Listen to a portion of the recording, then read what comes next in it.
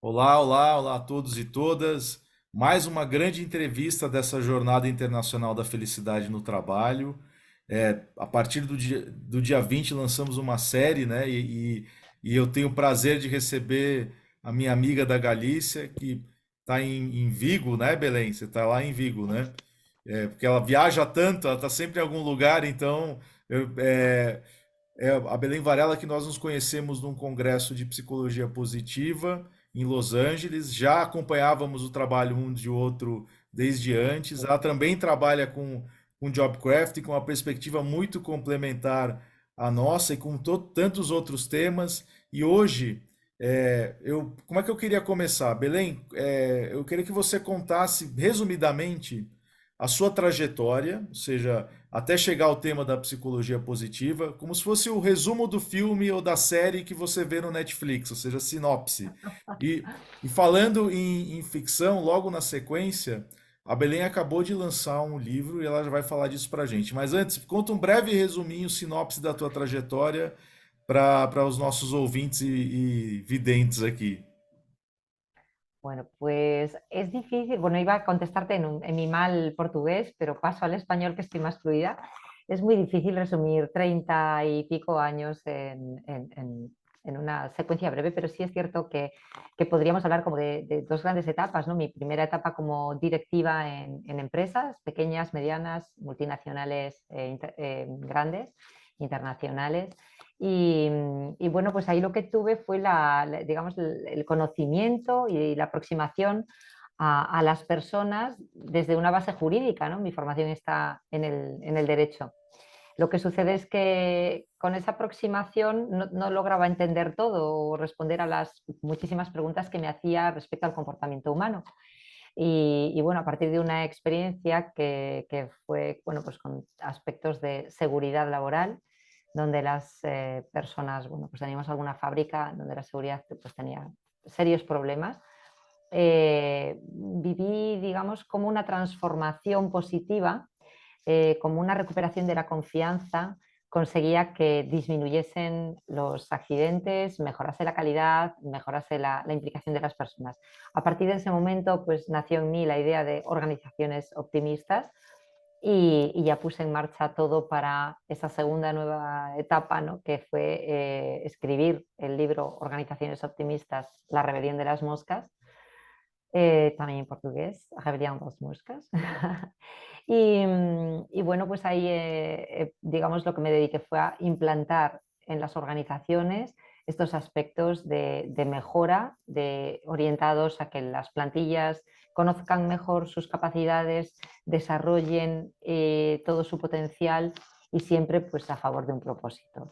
Y eso, bueno, pues fue la creación o el germen de mi empresa, RH Positivo, Organizaciones Optimistas, y bueno, y de mis libros, del job crafting, porque, bueno, como sabes y vosotros lo hacéis muy bien, nos sirve con trabajar solo las políticas organizativas, que es un poco la parte que sí o sí hay que hacer, si no tenemos un entorno o digamos, una cultura que favorezca el bienestar, da igual lo que hagamos con las personas, pero también hay que trabajar que las personas puedan adaptar su trabajo y que puedan dar lo mejor de sí mismas, ¿no? Entonces, trabajando estos dos frentes, cultura, organización, políticas y formación o recursos para las personas, pues llegué hasta donde estoy en este momento.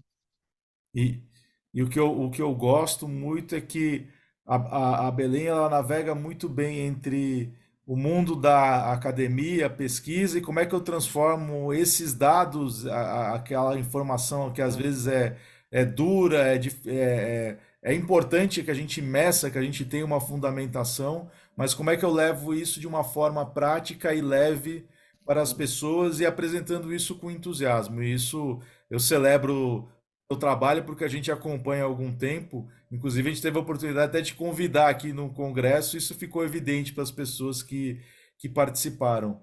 Bom, você escreveu um primeiro livro, que é A Rebelião das Moscas, que está em Sí. português. Eu nem sabia que estava em português, é bom saber, porque eu já vou divulgar para a nossa base aqui que fique atento. Um segundo livro sobre job crafting, que é um livro muito prático, e eu estou sempre à torto e à direito recomendando o teu livro e fazendo menção. Obrigada.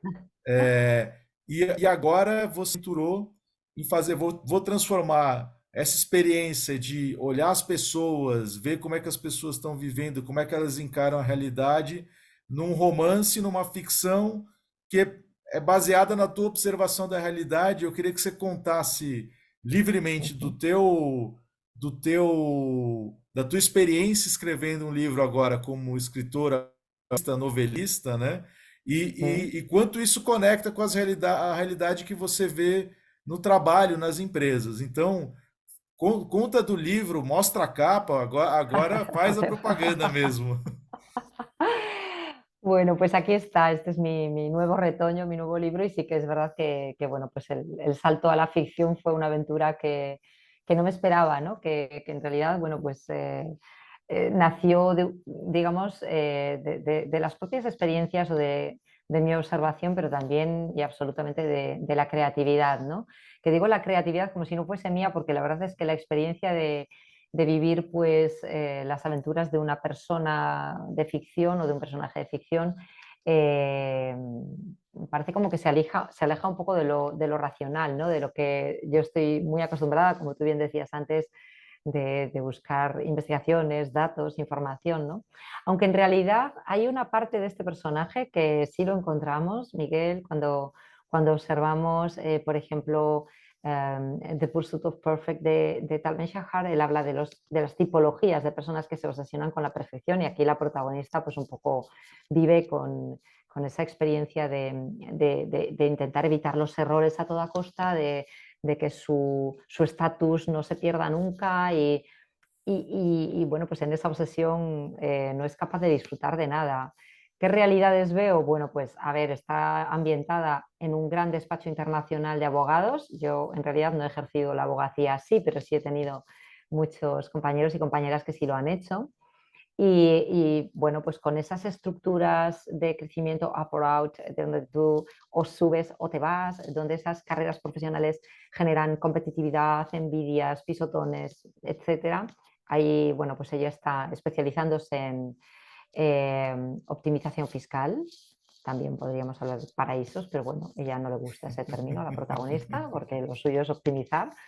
Bueno, pues en esa aventura se encuentra con pequeñas cosas, con algunos indicios que ya en el inicio no es capaz de ver, pero bueno, se mete en una trama opaca sin quererlo y bueno, acaba dejándolo todo, empieza la abogacía por cuenta propia, ahí sí podríamos tener algo biográfico, ¿no? Porque yo sí que dejé las multinacionales para empezar mi propio proyecto, pero bueno, es diferente.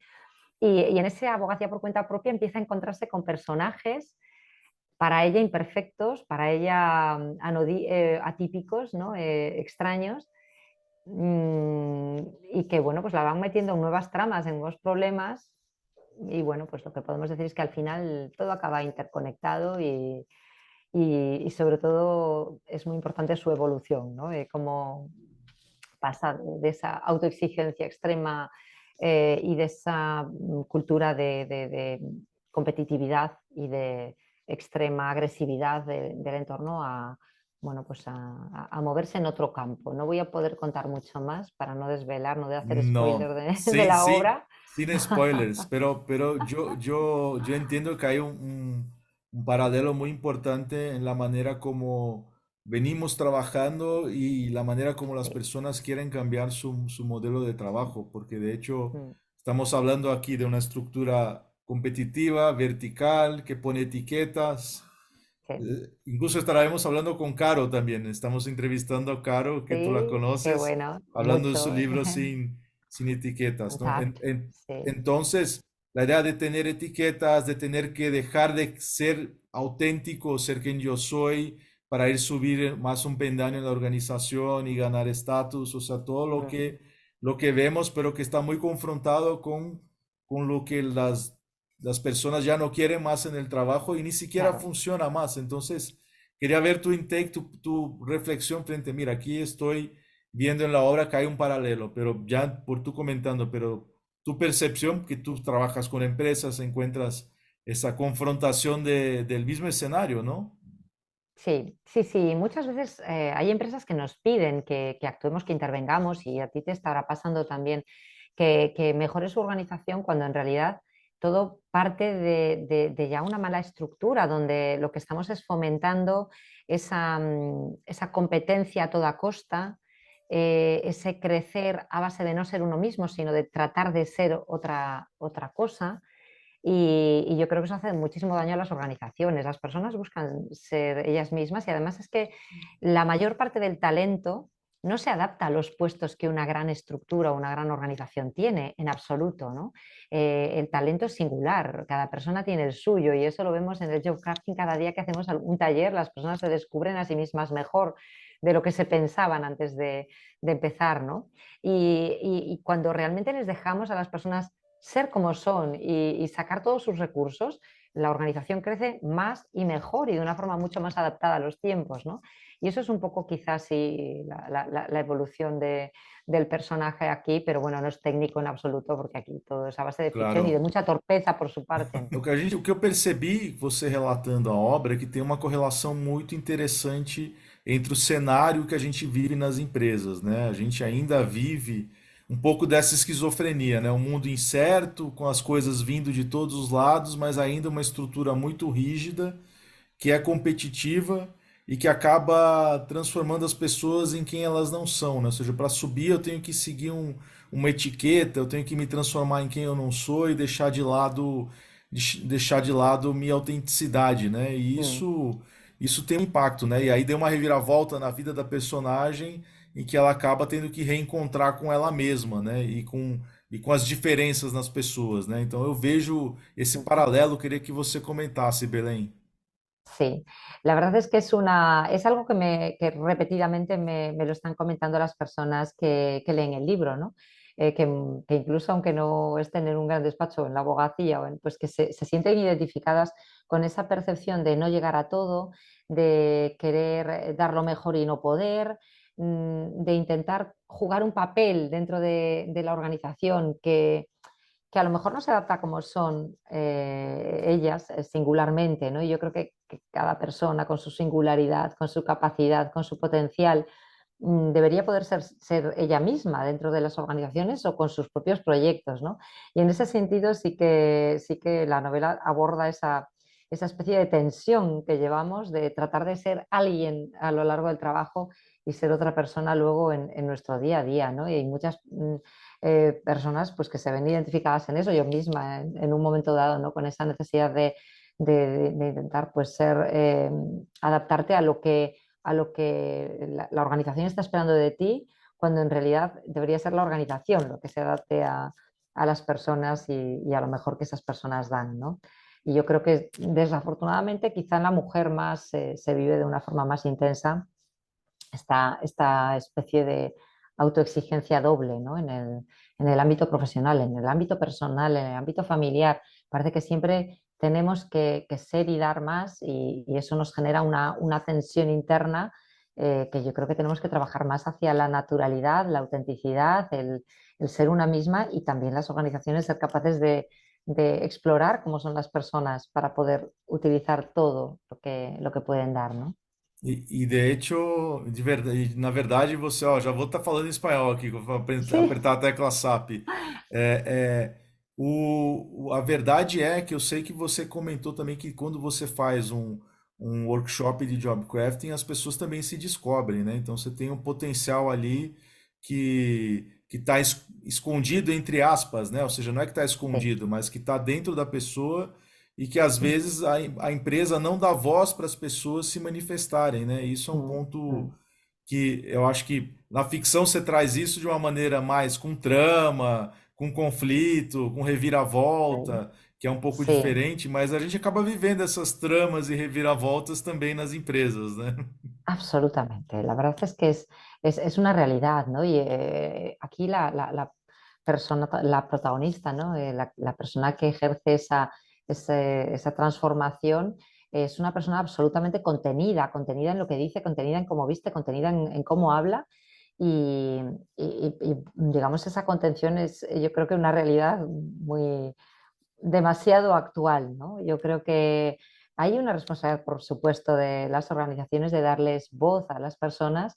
También hay una responsabilidad nuestra de hacernos oír, ¿no? De callarnos menos, de expresar mejor lo que queremos, lo que deseamos, lo que necesitamos para dar lo mejor de nosotras mismas. Yo creo que eso también debemos tratar de impulsarlo, ¿no? No esperar a que la organización venga a buscar tu talento, sino mostrarlo, ponerlo en práctica, darle uso desde el primer momento que sientas que tienes la oportunidad de hacerlo, ¿no? No esperar a que vengan a buscarte para mostrarlo. E uma coisa que eu enxergo é o seguinte: com certeza essa personagem saiu melhor pessoa de como ela começou. Ou não sei os spoilers, que acontece. Mas o que eu queria comentar é o seguinte, que a minha reflexão, quando você fala o céu dos imperfeitos, é que a gente entende que as pessoas evoluem, dão o seu melhor, o que não quer dizer que Sí, elas são perfeitas. Ou seja, até na imperfeição é que está a perfeição, vamos dizer assim, né? Ou seja, no fato da... E imagino que até com os personagens que ela se encontra, com quem ela sí. conversa, ou seja, nas conexões com as pessoas, nas conexões com os outros e na evolução de descobrir quem eu sou, que com certeza tem um monte de imperfeição aí, é que está a perfeição, vamos dizer, do mundo que a gente vive, de ser humano, né? É isso Mm, que me chama atenção, né? E que eu queria provocar sí. nas pessoas que estão ouvindo aqui, né? Es que yo creo que esa es la base, ¿no? El aprender a aceptar la belleza de la imperfección. Hace nada leía sobre Rembrandt y sus mejores obras, ¿no? Y las mejores obras son las que dio en sus últimos años, cuando ya estaba absolutamente arruinado, ya no tenía nada que hacer con su vida. Bueno, también habían fallecido su mujer, bueno, tenía, digamos, una situación familiar bastante delicada y personal, desde luego, y económica terrible. Y él empezó como a desinhibirse y a pintar lo que le salía de dentro sin más. Y ahí pues los expertos encuentran la mejor versión de Rembrandt, ¿no? Y yo creo que eso es un poco lo que debemos plantearnos. ¿Dónde está nuestro genio? No tenemos que esperar a llegar a eso, ¿no? Y quizá la protagonista tensa un poco de más, no puedo decir nada, pero Bueno, sí, pero sí que al final tenemos un poco ese, ¿por qué no buscamos en estas pequeñas imperfecciones? No tenemos que esperar a que un proyecto esté al 100% para sacarlo, ¿no? Yo creo que quizá en eso la claro, a novela gente tem que fue... falar do livro. Sí, la verdad es que a mí me costó porque en mi autoexigencia me pasó algo que tuve que recuperar un mensaje de Tal Ben-Shahar cuando estaba escribiendo el primer libro, ¿no? Que él me dijo en una reunión que tuvimos en Madrid, me dijo, Belén, nunca va a estar perfecto. O sea, el libro nunca va a estar como tú crees que debería estar porque tienes un nivel de autoexigencia muy alto, ¿no? Y dice, yo padezco de lo mismo, me decía él. Tenemos que ser capaces de sacarlo lo mejor posible, ¿no? Él lo llama en el libro el optimal y es cierto, tenemos que buscar lo mejor posible. Y yo pues la verdad me ha costado muchísimo soltarlo y entregarlo a la editorial y dejar que ya lo maquetasen porque siempre encontraba algo que mejorar, y aún me pasa ahora, ¿no? El otro día iba en el tren y lo tenía delante porque lo llevaba a una presentación y estaba viendo y digo, "Oh, esto hay que hacer". Entonces, esto es como que no debemos hacer esto, tenemos que sacar cuando ya esté y luego ya iremos mejorándole cosas y ya los proyectos evolucionarán porque si no nos paralizamos por esa autoexigencia. Y lo peor es que esa autoexigencia a veces nos resulta tóxica. O sea, ha habido momentos que me imagino que le pasarán a cualquiera con muchos proyectos, no es solo el de escribir, ¿no? Pero en los que yo he pensado si debería abandonar, si es que no estoy preparada para esto. Ese síndrome de la impostora, en mi caso de la impostora, que te llega cuando dices, "Ay, si yo no soy escritora, si yo qué estoy haciendo esto, ¿no? Por qué me meto en donde nadie me llama?". Y esa especie de bloqueos que nos generamos nos llenan de cortisol, ¿no? Y nos crean una tensión que muchas veces nos daña la creatividad. Y yo creo que hay que disfrutar un poco bueno, pues vamos a disfrutar del proyecto, vamos a vivirlo como si no fuese a consumirlo nadie y tal vez así, yo creo que eso es un poco lo que ha pasado al final, ¿no? Si tú disfrutas haciendo lo que haces, hagas lo que hagas, al final las personas disfrutarán con el resultado. Yo creo que esa es la base y la esencia que al final me encantaría transmitir. Importante. Eu quero ressaltar um ponto que você trouxe um tempinho atrás, porque confirma algumas coisas que a gente tem falado com outras pessoas que a gente está entrevistando. Então, a questão do bem-estar da mulher, né? Ou seja, no ambiente de trabalho, Porque a gente mm, mede, fala, ó, quem que está mais feliz? Se eu não separo demograficamente, não entendo a estrutura, a gente viu que tem um impacto, né? E essa pressão, ela acaba sendo sí, maior mm, em cima da mulher, e é bom que, de alguma forma, a obra, é, em alguma nuance, ressalta isso, porque, de fato, a gente vê isso quando a gente conversa com as pessoas, mm, e olha que dissonância cognitiva. As mulheres são as que mais promocionam iniciativas de bem-estar e de autenticidade dentro das organizações e que levam à frente essa bandeira com resultados muito bons, inclusive as que mais pesquisam e são as que mais sofrem, talvez até por isso, mm, talvez até inconscientemente por isso elas fazem isso. Então, tem um papel importante, já que a gente está pertinho da data do 8M, né, do 8, eu acho que é importante ressaltar. Eu não queria deixar de passar e mm, falar disso, porque eu acho que é super importante. Em relação à relação com a obra, eu que mm, sou músico amador, às vezes vive a mesma coisa. Tem uma hora que você tem que deixar soltar, é que nem um filho. A gente antes de começar a gravar, falou: meu filho está aqui, minha filha está aqui em outro lugar, né? Como é que é um filho que já tem uma vida própria e sí, agora a evolução que vem a partir daí ele. O artista tem muito isso, né? E agora mm, você com essa fase arte, né? Tem esse sí. ponto aí, né? Hay un concepto que a mí me encanta de Winnicott, que me lo enseñó una psicóloga, Noelia Oveo, que es para mí una referente en terapia. Y el psiquiatra Winnicott en los años 50, hablando de la maternidad, hablaba de la mujer suficientemente buena, de la madre suficientemente buena. Y a mí me encantaría pues, adoptar ese concepto en general, cualquier persona que trabaja, pero muy especialmente para las mujeres. Como tú dices, tenemos un entorno que es especialmente duro para nosotras. No, no a lo mejor formalmente, es muy posible que nos den esas oportunidades, pero luego está la realidad en la que se crean bastantes obstáculos, en las que la flexibilidad está más para la mujer que para el hombre, con lo cual cuando un padre es padre no se atreve muchas veces a disponer de ese tiempo que le da la legislación para sus hijos, por si acaso, porque está mal visto. Entonces, yo creo que está más en esa sutileza de los micromachismos Uhum, uhum, uhum. que en las propias estructuras donde están las barreras, ¿no? Es ese techo invisible, ese techo de cristal que muchas veces, bueno, pues son circunstancias que nos ponen impedimentos, pero luego está nuestra propia creencia, ¿no? Nuestra sensación de no estoy dándolo todo, no, tengo que ser doblemente buena, tengo que ser doblemente buena, tanto en el trabajo como luego en casa, nos sentimos observadas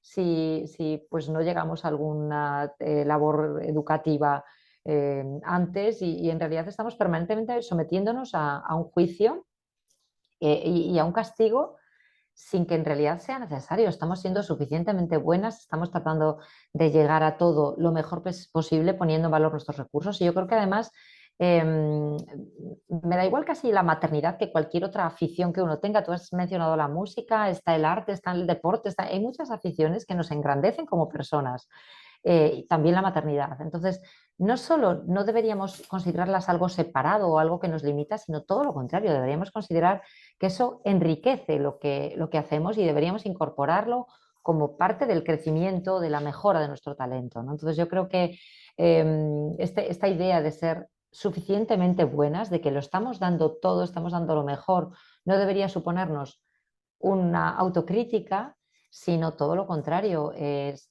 ser capaces de entender cómo unas facetas y otras de la vida van enriqueciendo, ¿no? Y enriqueciéndose mutuamente y van haciéndonos crecer. Yo creo que eso es importantísimo. Desafortunadamente, la mujer se ve especialmente reflejada en esto porque no es solo la exigencia externa o un entorno que todavía no está del todo maduro, aunque creamos que sí, sino también nuestra propia autoexigencia, nuestra propia idea autocrítica, ¿no? Yo creo que tenemos que tratar de ir entre todas sobreponiéndonos a esto. Perfeito, perfeito. E além do que tem um recado transversal para todas as pessoas, né? Mas está claro que tem um papel aí. O que eu ia comentar é o seguinte, já indo para o nosso encerramento da entrevista, é que eu sei de um monte de histórias em relação à criação de coisas que houve foi um erro. Aquele erro, ou seja, aquela imperfeição levou a alguma coisa que depois ficou épico. Ó, uma pessoa. Outro dia eu ouvi uma história do Sting, só para te comentar, que eu acho muito Mm. interessante. O cantor, eles estavam gravando uma música e ele esbarrou no piano e fez um ruído. E aquilo Sí, ficou. E eles deram risada, ou seja, riram da situação e ficou na gravação. E ficou, fez parte da gravação e faz parte da música.